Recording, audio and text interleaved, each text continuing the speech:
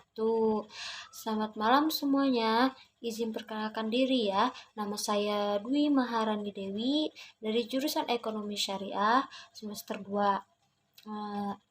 Dan yang terhormat kepada Bapak dosen pengampu mata kuliah Hukum Islam, Bapak Dr. Syihabuddin Syaida MI.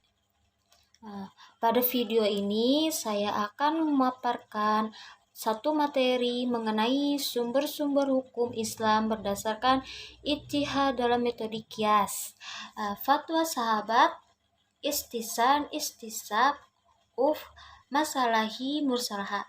Nah, jadi kalian jika ingin mengetahui materi yang saya bawa dalam video ini tentang apa itu qiyas, apa itu fatwa sahabat, apa itu istisar, apa itu istisab, atau enggak ataupun apa itu masalahi mursalaha dalam sumber-sumber hukum Islam. Oke. Mari kita selanjutnya ke materi yang pertama. Oke, kita lanjut ke materi selanjutnya tentang ijtihad. Pengertian ijtihad, apa itu ijtihad? Nah, jadi saya di sini akan menjelaskan. Jadi ijtihad itu secara kamus bahasa Arab yang artinya berasal dari kata jahada, atau artinya itu bersungguh-sungguh atau mencurahkan segala daya dalam berusaha. Dan adapun ijtihad ini menurut terminologi pakar usul fikih adalah mengerahkan kekuatan maksimal untuk sampai pada kesimpulan atau pengetahuan tentang suatu hukum syar'i yang aplikatif dari dalilnya yang rinci dengan cara menggali hukum atau istimbat al-hukum dari sumbernya. Nah, kata mengerahkan kekuatan maksimal di sini itu artinya adalah ketika seseorang mencari hukum dari suatu permasalahan yang sedang dihadapinya, maka dia harus mengerahkan usahanya semaksimal mungkin sehingga dia tidak akan merasa masih ada usaha yang bisa dia berikan. Nah, yang lebih maksimal gitu ketika mencari hukum tersebut. Dan ia yakin segala cara untuk pencarian hukum tentang permasalahan tersebut sudah ia tempuh gitu. Nah, kata dari dalilnya yang rinci itu artinya adalah seseorang yang sedang mencari hukum itu harus merujuknya langsung pada sumber yang asli, yaitu dalil syar'i yang rinci. Maksudnya adalah nas-nas Al-Quran, sunnah ataupun qiyas. Oke, saya akan lanjut ya. Kata dengan cara menggali hukum di sini itu kan istibat al-hukm dari sumbernya yang merupakan bentuk penegasan dari makna pengambil hukum dari dalilnya. Maksudnya itu adalah seseorang yang sedang mencari hukum tersebut itu ya hanya mengetahuinya dengan merujuk pada sumber yang asli, bukan dari sumber yang lain atau bahkan bertaklid gitu pada orang lain. Gitu. Jadi sehingga ijtihad ini dalam hubungannya dengan hukum adalah usaha. Jadi usaha atau ikhtiar yang sungguh-sungguh dan menggunakan segenap kemampuan yang ada gitu, yang dilakukan oleh orang ahli hukum yang memenuhi syarat untuk merumuskan garis hukum yang belum jelas atau tidak ada ketentuannya di dalam Al-Quran dan Sunnah Rasulullah. Nah, selanjutnya itu ada fungsi ijtihad, yaitu urgensi upaya ijtihad ini sendiri dapat dilihat dari fungsi ijtihad itu sendiri yang terbagi ada menjadi 3 jenis, yaitu ada fungsi al-rujuk atau al-i'adah atau kembali, yakni mengembalikan ajaran Islam kepada sumber pokok, yakni Al-Quran dan Sunnah salihah dari segala interpretasi yang dimungkinkan kurang relevan. Nah, yang kedua ada fungsi al-ihya atau kehidupan, yaitu menghidupkan kembali bagian-bagian dari nilai dan semangat ajaran Islam agar mampu menjawab dan menghadapi tantangan zaman. Nah, terus lalu yang ketiga ada fungsi al-inabah, yaitu pembenahan. Pembenahan. Terus yaitu pembenahi ajaran-ajaran Islam yang telah ijtihadi oleh ulama terdahulu dan dimungkinkan adanya gitu fungsi-fungsinya. Oke, selanjutnya itu ada metode ijtihad dalam hukum Islamnya. Yang pertama di sini ada kias. Nah, pengertian dari kias ini, kias artinya menggabungkan atau menyamakan.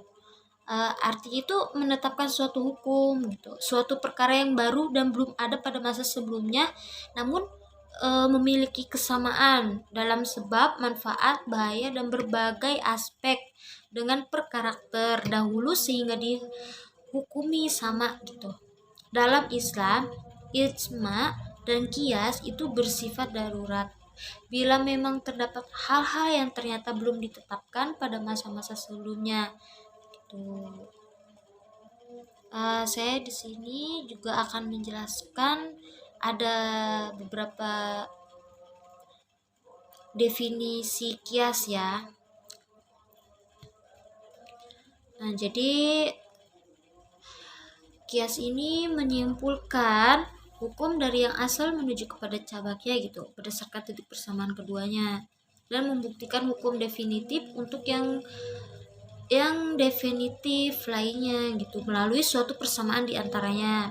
Adapun tindakan menganalogikan hukum yang sudah penjelasan di dalam Al-Qur'annya itu gitu. Nah, dalam kias ini contohnya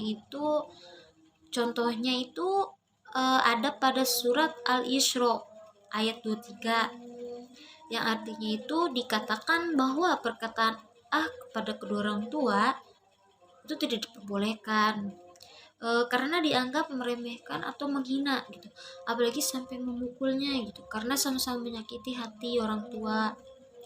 Jadi ke orang tua itu kita harus hormat gitu, tidak boleh melawan. Oke, tadi yang kedua kan ada kias. Yang pertama kan ada kias. Nah, sekarang yang kedua ada fatna sahabat. Di sini fatna sahabat itu pengertiannya ya. Fatna sahabat yang dimaksud dengan mazhab sahabi ialah pendapat sahabat Rasulullah SAW tentang suatu kasus di mana hukumnya ini tidak dijelaskan dalam Al-Quran dan Sunnah Rasulullah. Menurut sebagian ulama usul fikih, mazhab Syahabi ini merujuk ke pengertian pada pendapat hukum para sahabat ya, secara keseluruhan tentang suatu hukumnya yang tidak dijelaskan secara tegas dalam Al-Quran dan Sunnah, di mana pendapat para sahabat tersebut itu merupakan hasil kesepakatan di antara mereka gitu.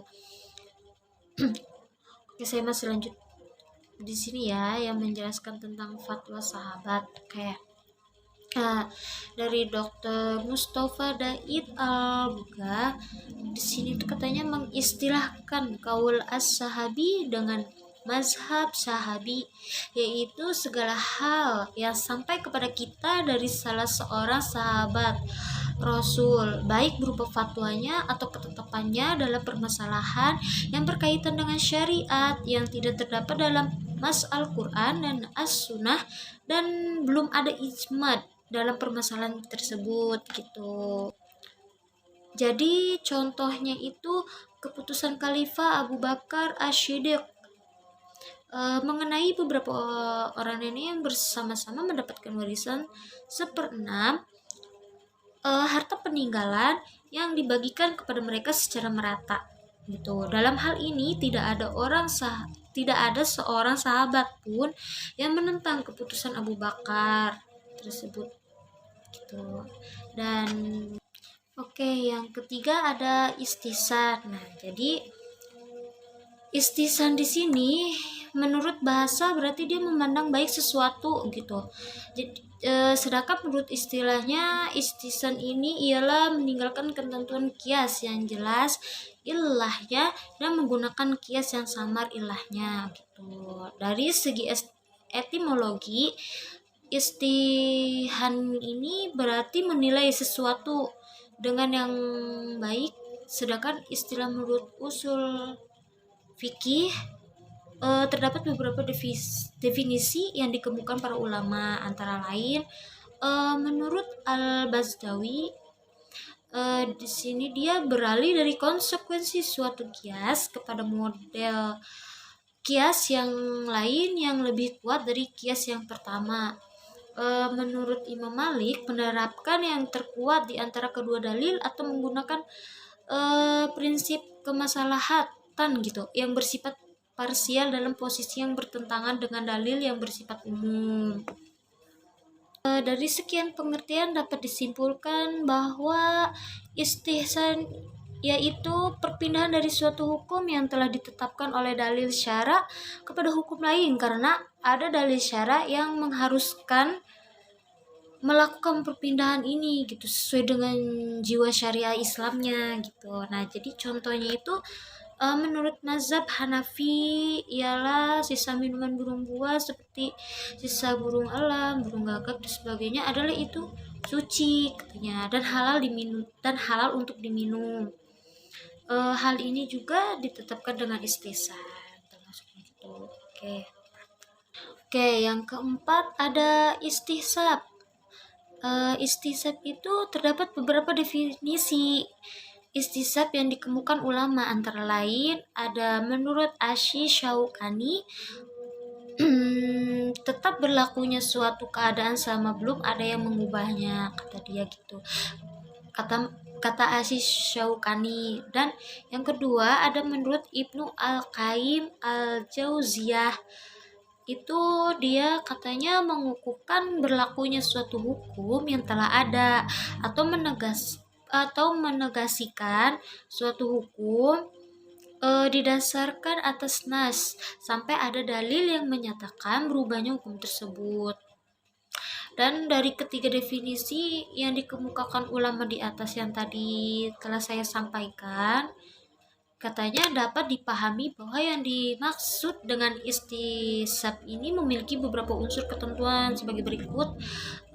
Ada setiap hukum yang telah ada pada masa lalu, baik dalam bentuk istisab pengukuhan suatu hukum maupun dalam bentuk nafi penegasan hukum, maka hukum tersebut dinyatakan tetap berlaku pada masa sekarang gitu. Nah, yang kedua ada perubahan hukum yang ada hanya dapat terjadi jika terdapat dalil yang mengubahnya gitu.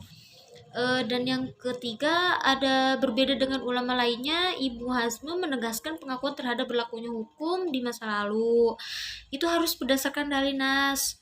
Contohnya, bila tadi pagi seorang telah wudhu untuk sholat subuh, maka keadaan telah wudhu tersebut tuh masih diperhitungkan gitu keberadaannya pada waktu ia akan melaksanakan sholat duha gitu. Maka ia tidak perlu berwudhu kembali jika belum batal wudhunya. Nah, selama tidak ada bukti dan tanda-tanda bahwa wudhunya telah batal gitu. Jadi, nah, terus kelima. Jadi yang kelima itu ada di sini tuh secara bahasa kata itu merupakan derivasi dari kata arafa, ya rifu urfan, yang berarti mengetahui gitu. Nah, sedangkan menurut istilah ahli usul itu Abdul Wahab Kalafa menjelaskan bahwa ialah sesuatu yang telah diketahui oleh orang banyak dan dikerjakan oleh mereka gitu. Nah, baik dari perkataan atau perbuatan ataupun sesuatu yang ditinggalkan gitu. Gitu kan. Hal ini juga dinamakan adat. Dan menurut para ahli hukum Islam tidak ada perbedaan antara al-uf dengan al-adah. Berdasarkan pengertian, yang disampaikan oleh Abdul Wahab Khalaf tersebut dapat diambil pemahaman bahwa istilah memiliki pengertian yang sama dengan istilah adat gitu. Contohnya yaitu yang pertama itu ada menggunakan pakaian yang sopan dan menutup aurat gitu. Jadi kita harus sopan pemakaiannya juga. Nah, yang kedua ada pemakaian cincin daripada jari manis. Ya gitu. Terus ada juga yang ketiga penyembelihan hewan tertentu untuk keperluan makanan.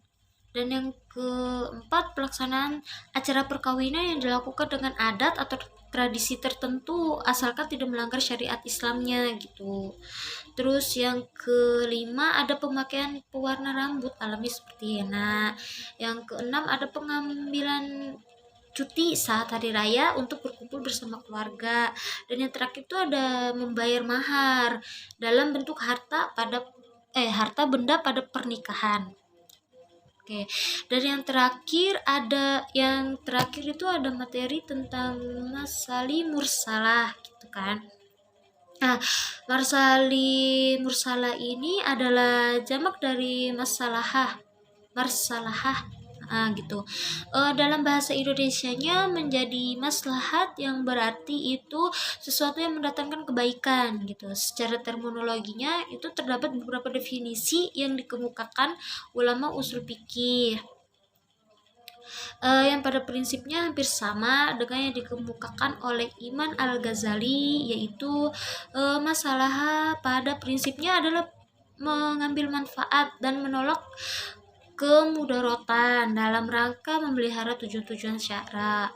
Dari beberapa definisi terkait mursalah dapat ditegaskan bahwa secara redaksional terdapat perbedaan, tetapi secara prinsip adalah sama, yaitu yang dimaksud masalahat adalah suatu sarana untuk menetapkan hal-hal yang berkaitan dengan manusia. Yang bersendikan azas menarik manfaat dan menolak kemudaratan. Sedangkan mursalah artinya sama dengan mutlakah, yaitu terlepas gitu. Nah, maksudnya itu maslahat atau kemaslahatan itu tidak ada dalil tertentu yang membenarkan atau membatalkannya. Contohnya itu masalihi tentang hukum memakan makanan laut yang sudah mati seperti ikan atau udang. Masalah dalam hal ini juga adalah apakah hukumnya itu haram atau halal untuk memakan makanan laut yang sudah mati tersebut. Yang kedua ada masali tentang hukum pernikahan mahram. Nah, masali mursalah dalam hal ini adalah bagaimana menjelaskan hukum pernikahan antara dua orang terkait hubungan darah seperti sepupu atau sepupu sekalian removed gitu. Dan yang ketiga itu ada maslahi tentang hukum membayar zakat fitrah secara tunai atau barang. Nah, mashalih mursalah dalam hal ini adalah menentukan mana yang lebih baik untuk membayar zakat fitrah, apakah dengan uang tunai atau dengan memberikan barang. Nah, jadi seperti itu yang sudah saya paparkan tadi mengenai sumber-sumber hukum Islam berdasarkan ijtihad dalam metode qiyas, fatwa sahabat, istisab, marsali mursalaha. Oke. Saya undur diri dan saya pun meminta maaf jika ada kata-kata yang salah atau yang kurang tepat atau masih kurang rapih dengan kata-kata saya sendiri gitu ya. Mohon maaf semuanya. Nah, saya akhiri. Wabillahi taufiq walhidayah. Wassalamualaikum warahmatullahi wabarakatuh. Terima kasih semua.